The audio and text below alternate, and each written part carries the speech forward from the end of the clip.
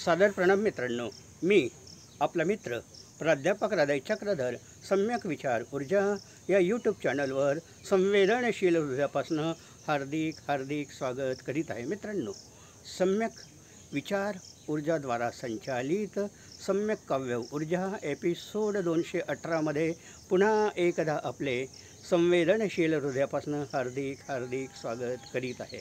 मित्रांनो, आज माझी आई शेवंताबाई मेश्राम आजच्या दिवशी ह्या जगाला सोडून गेल्यात. त्यांची आठवण आजही होती तशीच आहे. आई प्रेरणादायी होती. ती जिल्हा परिषदच्या शाळेमध्ये शिक्षिका होती आणि लहान मोठ्या गावामध्ये तिने जवळपास 40 वर्ष नोकरी केली. मुलांना शिकविलं, घडविलं.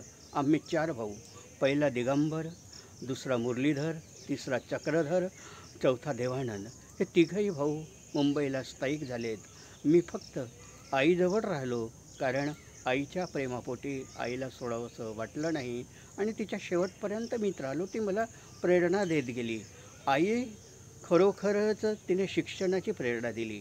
आज शिकलो आणि आमच्या घरचं वातावरण वेगळं होतं, परंतु ते महानुभाव पंथाचं वातावरण सोडून मी बुद्ध फिलॉसॉफीकडे वळलो, बुद्ध तत्त्वज्ञानाकडे वळलो आणि हे घडविण्यामध्ये आईच आहे. पंचशील घडविण्यामध्ये आई आहे. त्या आईला विसरता येत नाही. आईने मला यशोधरीची ओळख करून दिली, सावित्रीची ओळख करून दिली, माता रमाईची ओळख करून दिली. आणि मनुष्य हा शिक्षणाने संस्कारित होईल असंच नाही, तर त्याच्यामध्ये असणाऱ्या कर्मगुणाने संस्काराने संस्कारित होतो. हे संस्कारच मला आईने दिले. म्हणून मी आपल्यासमोर उभा आहे, बोलतो आहे. डॉक्टर बाबासाहेब आंबेडकरांच्या प्रेरणेने आणि महात्मा ज्योतिबाच्या प्रेरणेने, सिद्धार्थ गौतम बुद्धाच्या प्रेरणेने, शाहू महाराजांच्या प्रेरणेने आज आपण आईचे गुणगान गाऊ शकतो. हेच अतिशय महत्त्वाचे आहे. आणि आई आहे म्हणूनच आपण बोलतो आहो, जगतो आहो, दिसत आहो. ज्यांनी आपल्याला जग दाखवलं त्या आईवडिलाला कधीच विसरता येऊ शकत नाही. ते संस्कारच महत्त्वाचे आहे. जर शिक्षण भरपूर असलं परंतु साधे माणुसकीचे संस्कार नसेल तर काहीच आपल्याला करता येत नाही. म्हणूनच मला आई आठवते. गुमगाववरनं यायची ती आणि बाल्टीभर दही राहायचं आणि दहीवर म्हणजे गाठोडं बांधून भाकरी राहायच्या. महाराज बागमध्ये आम्ही 4ही भावंडं खात होतो आणि मॉरिस कॉलेजच्या टीन घरासमोर तासन तास रविवारी वाट पाहताना 3 ते 4 तासांनी आई यायची. महाराज बागमध्ये थोडंफार खायचं आणि मग आई निघून जायची. त्यावेळेस डोळ्यातले अश्रू आजही आठवतात. आणि मनुष्य म्हणजे रडल्याशिवाय राहूच शकत नाही, तेवढंच आठवतं. दही भाकरी आणत होती एकच आई आम्हा मुलांची. दही भाकरी आणत होती एकच आई आम्हा मुलांची. दुष्काळाला जीवन देते जमीन आई शेतकऱ्यांची. निरक्षरांचे अक्षर होते साक्षर आई नव्या पिढ्यांची. भल्या बुऱ्याला न्यायच देते सम्यक आई मानवतेची.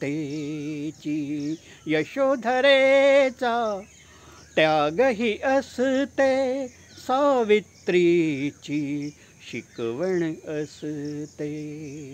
कशीही असली आई तरी आपली आई आईच असते.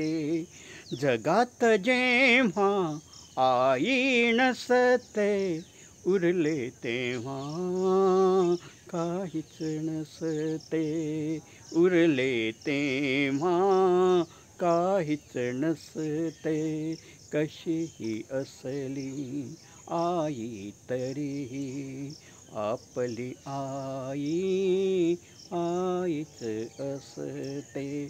मित्रांनो, स्मरणांजली